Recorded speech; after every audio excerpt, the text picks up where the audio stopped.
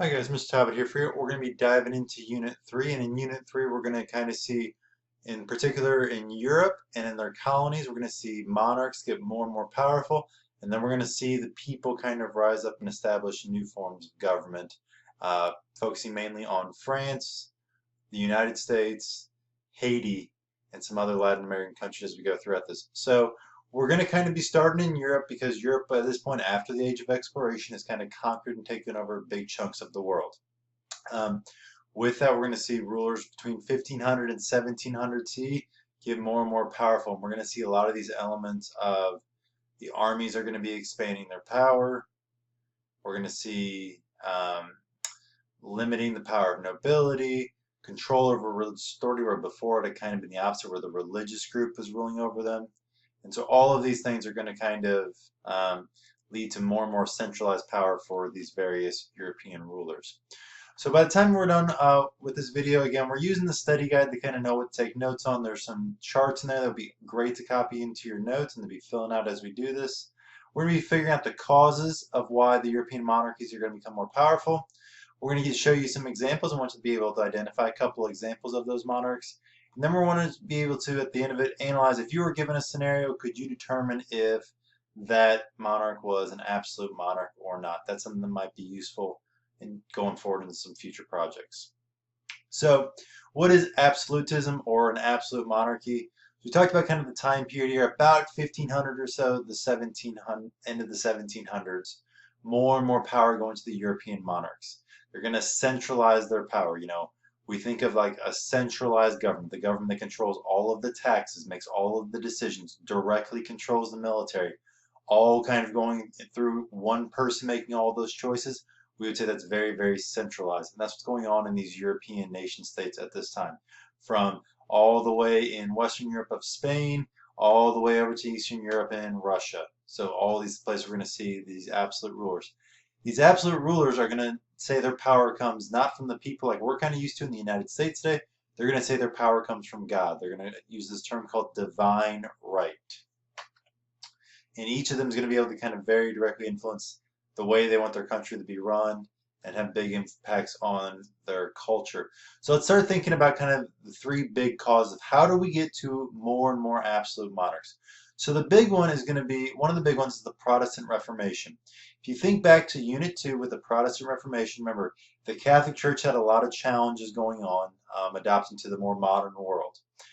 Martin Luther, John Calvin, and some other characters rose up and said, here's some things wrong with the Catholic Church, and we should change the Catholic Church. Now, that was a big deal because that's challenging the main power of Europe. So if we think about Western Europe after the fall of the Roman Empire, those middle or dark ages, it's the Catholic Church that's kind of holding Europe together, the main political power. And that had been that way for about 1,000 years.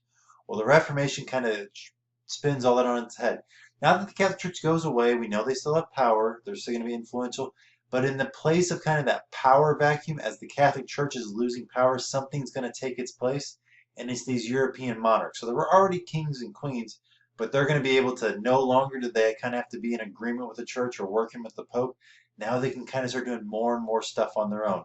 Whereas the Catholic Church had been doing a lot of the taxing and providing social services, we're going to see these monarchs start doing more and more of that. In addition, because of the Protestant Reformation, we also see in Europe lots and lots of wars of religion. Well, with wars come the need for bigger armies, come the need for stronger central governments, and kind of the people that negotiate these peaces after it. So those wars are actually going to help strengthen these different monarchs.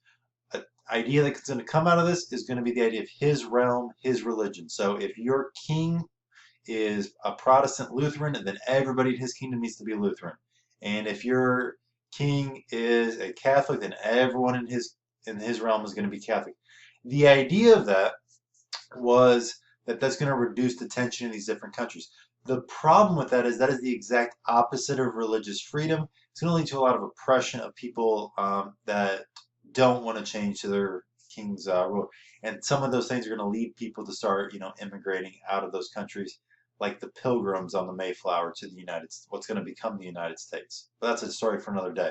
But again, big idea here: the Protestant Reformation, the Catholic Church is losing power. Those monarchs start doing a lot of those jobs, a lot of those functions become more and more powerful.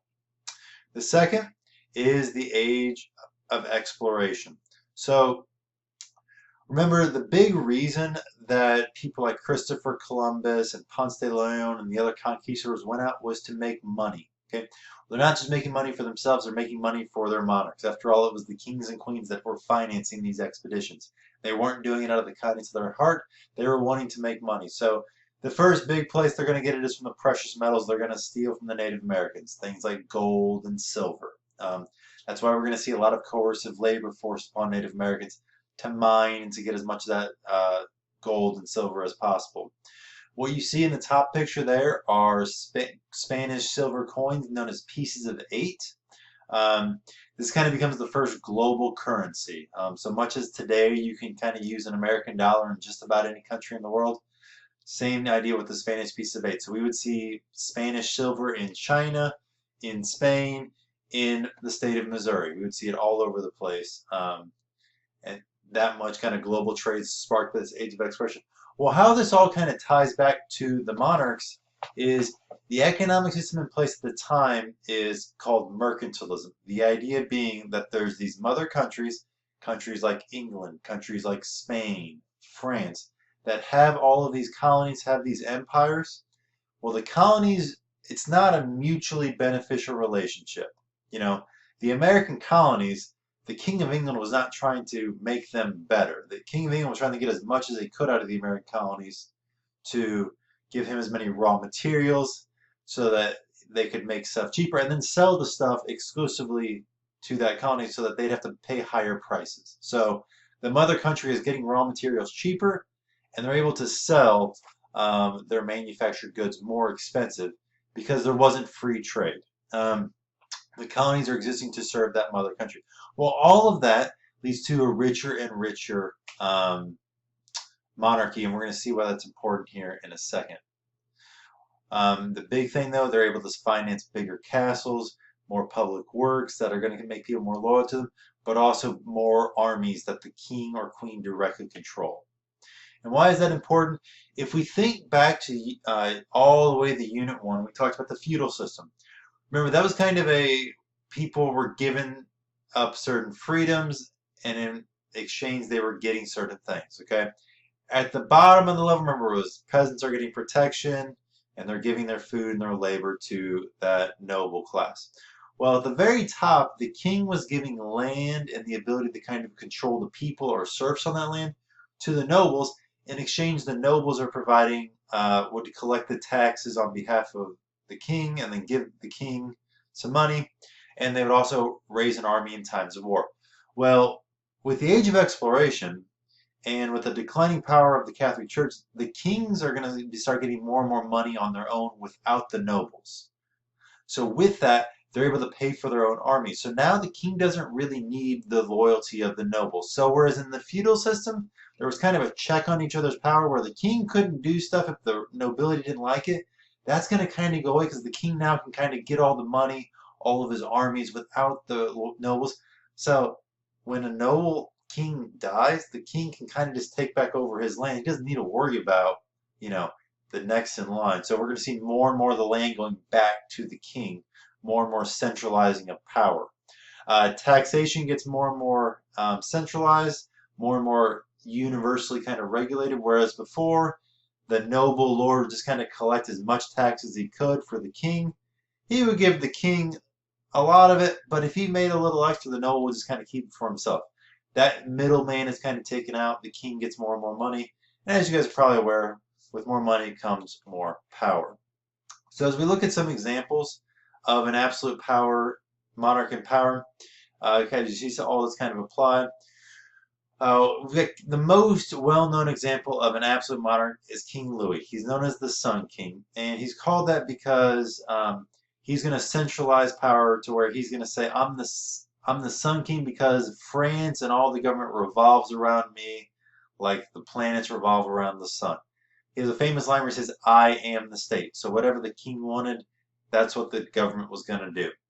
He's going to centralize power by controlling taxes. He's going to limit the power of the nobility. Now, it's kind of nifty the way he does it. He builds this palace called the Palace of Versailles, which is has 700 rooms, 20,000 people can stay in this palace at one time. and he would have the nobility stay almost year-round in Versailles, just outside of Paris, rather than back on their estates. To do that, he made it so opulent, so amazing, you wouldn't want to be anywhere else. But he did that because then he could spy on the nobles and make sure they weren't plotting behind his back. So he's limiting their power. He has so much money coming from these new taxes, coming from the New World, places like Haiti and the Louisiana territory, that he's going to be able to pay for the army on his own and start going to be paying for more and more wars, particularly with England. This is going to spiral out of control when we get to topic 3.3, but more on that later. Some other examples, just kind of, you don't need to memorize all these, but just so you can identify. James the First of England is going to try and become an absolute monarch. We're going to see it in Austria and in Prussia, which is now Germany, so the central part of Europe. England's going for the absolute monarchy. Spain's becoming an absolute monarchy. The Russians with Peter and Catherine are going to become absolute monarchies over this time period. So we see the rights of people that kind of, during the Renaissance, ordinary people were starting to get more and more freedom and rights, are actually starting to get taken away. The nobility, which had a lot of rights, their rights are being taken away, and all of the power is becoming centralized in those absolute monarchs. But that's not going to be the way things are going to stay, as you're probably aware, and we're going to see that more in our next video.